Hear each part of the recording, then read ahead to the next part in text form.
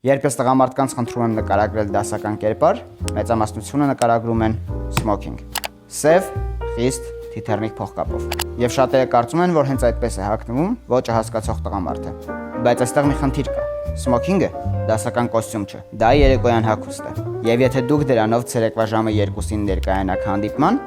ապա մարդիկ չեն մտածի, որ դուք ոճային եք։ Նրանք կմտածեն, որ դուք ուղղակի չգիտեք կանոնները։ Այս վիդեոյում ես ձեզ կբացատրեմ, թե ինչով է սմոքինգը տարբերվում կոստյումից, երբ եւ որտեղ կարելի է կրել դրանցից յուրաքանչյուրը եւ ինչու է այս շփոթմունքը փչացնում առաջին տպավորությունը։ Բայց եկեք սկսենք ամենակարևոր հարցից. ինչ է սմոքինգը եւ ինչ է այն իրենից ներկայացնում։ Շատերը կարծում են, որ դա կոստյումի ավելի օֆիցիալ տարբերակն է,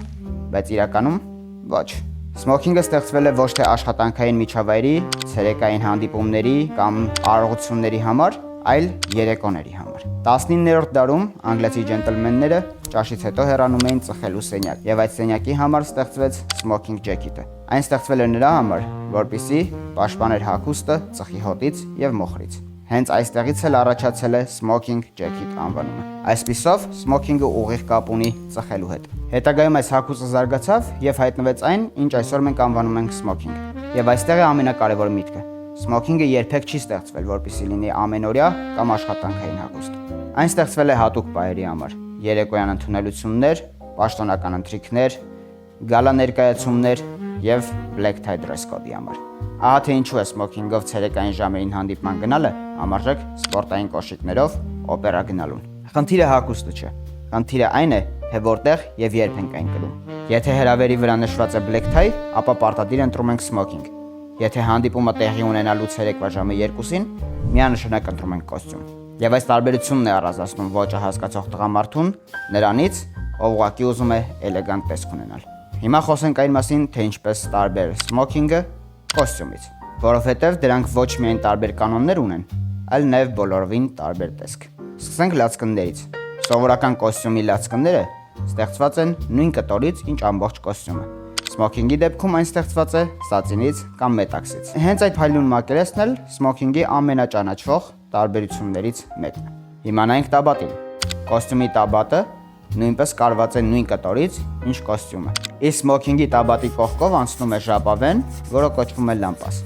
Սա փոքր դետալ է, բայց դա անմիջապես մատնում է սմոքինգը։ Հաջորդ տարբերությունը փողկապն է։ Եթե մենք կոստյումների հետ կապում ենք փողկապ, ապա սմոքինգների հետ մենք կապում ենք միայն թիթեռնիկ փողկապ։ Իսկ ինչու՞։ Որովհետև թիթեռնիկ փողկապը պատմականորեն եղել է երեկոյան պաշտոնական հագուստի անբաժանելի մաս։ Դա ոչ թե ոճային ընտրություն է, այլ կանոն։